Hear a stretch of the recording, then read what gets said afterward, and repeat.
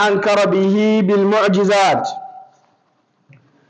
أنزل التوراة والإنجيل والزبور تمها بالآيات.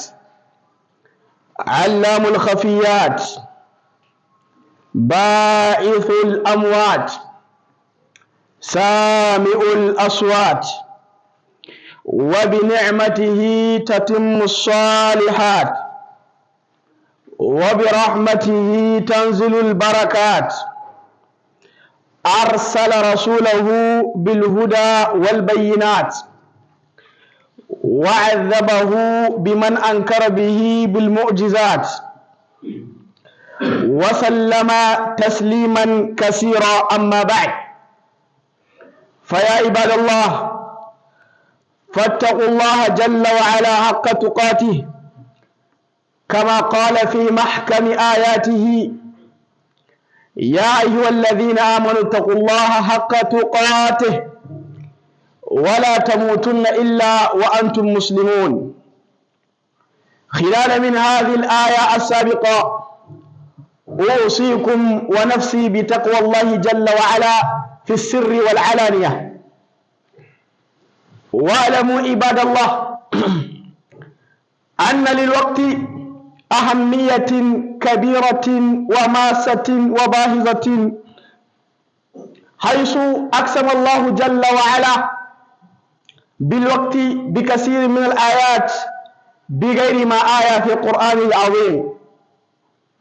فقال جل وعلا بعد بسم الله الرحمن الرحيم: والعصر إن الإنسان لفي خسر إلا الذين آمنوا وعملوا الصالحات وتواصوا بالحق وتواصوا بالصبر.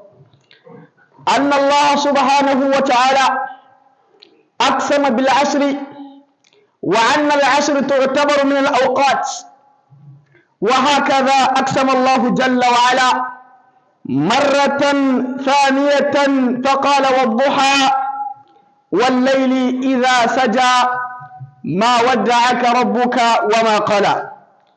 وهكذا أقسم الله جل وعلا في وجه التوالي بالليل والنهار والشمس والقمر، فقال: والليل إذا يغشى والنهار إذا تجلى وما خلق الذكر والأنثى، وقال: والشمس وضحاها والقمر إذا تلاها والنهار إذا جلاها والليل إذا يغشاها والسماء وما بناها.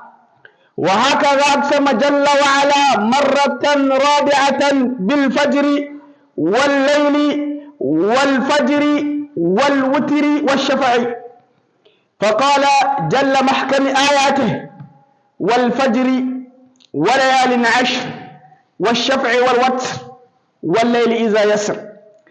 أن الله تبارك وتعالى أنه يجوز ويستحق لذاته أن يقسم بما شاء وبما يشاء من المخلوقات كالليل وغيره، وأننا لا يجوز لنا أن نقسم بما نشاء، كما قال المصطفى صلى الله عليه وسلم: من كان حالفا فليحلف بالله أو يصمت. وأن الله جل وعلا أقسم بمترادفات الأوقات ليشير على عباده أن هذا الوقت غالي جدا، أن هذا الوقت هو الحياة كلها، لولا الوقت لما كانت الحياة، ولولا الحياة لما كان الوقت. أن الوقت والحياة شيئان مستويان، شيئان يجريان على وجه التساوي، لا يجوز ولا يمكن التفرق بينهما. قال القائل: الوقت كالمال كلاهما قيمته. أن هذا القائل اتصف الوقت بالمال ليشير لنا على أن هذا الوقت أغلى شيء من المال.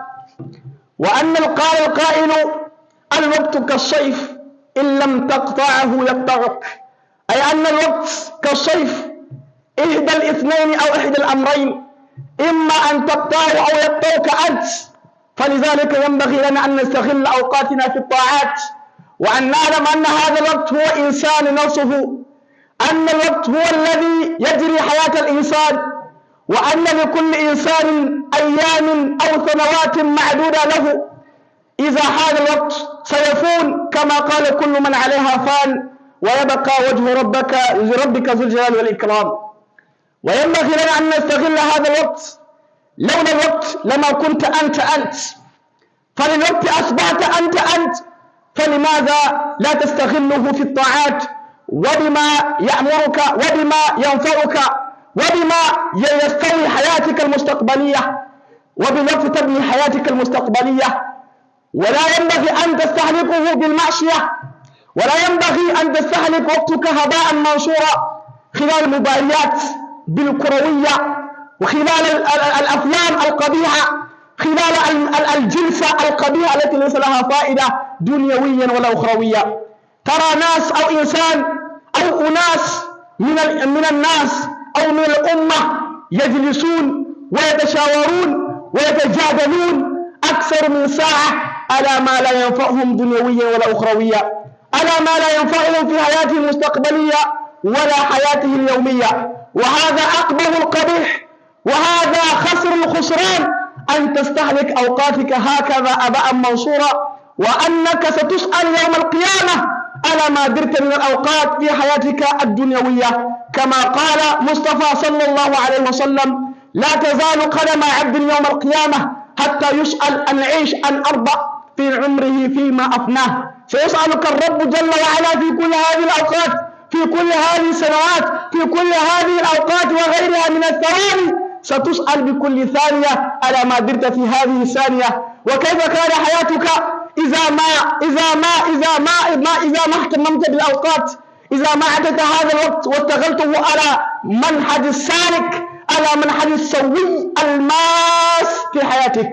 فلذلك قال المصطفى صلى الله عليه وسلم لعبد الله بن عمر: استغنم 5 قبل 5، اغتنم 5 قبل 5. وقال: ايش قال؟ شغلك أو فراغك قبل شغلك، حياتك قبل موتك، وصحتك قبل سقمك، وغير ذلك. هذه الوصية المصطفى صلى الله عليه وسلم عبد الله بن عمر تشير لنا على أن هذا الوقت ينبغي لك أن تستغل فراغك قبل شغلك. يوم ما سيأتي أنت مشغول جدا، استغل فراغك قبل أن يأتي الشغل. كما قال المصطفى أيضا في حديث رواه براء بن عازب فقال: نعمتان مغبون فيهما كثير من الناس، فقال: الصحة والفراغ. أن كثير من الناس كانوا لا يهتمون بالأوقات، وكانوا يباهون بالأوقات ولا يستغلون الأوقات على ما ينبغي في حياتهم الدنيوية والأخروية. فلذلك أوصي نفسي ونفسك أيها الطالب الجامعي أن تستهلك أوقاتك، أن تستهلك شبابك، أن تستهلك فراغك قبل أن يأتي يوما يأتي بأشغال التي تستغلك عن الطاعات وغير ذلك. وأن نهتم بأوقاتنا، وأن لا نستهلك أوقاتنا في المعصية أو في بين الكرويات المباريات التي لا تهتم لنا دنيوية ولا أخروية. هذه الوصية الوحيدة التي أبينها وأوضحها وأشيرها إليك لكي أن تكون، وقال القائل: اللبيب بالإشارة يفهم. أقول هذا القول وأستغفر الله لي ولكم ولسائر المسلمين في كل ذنب فاستغفر.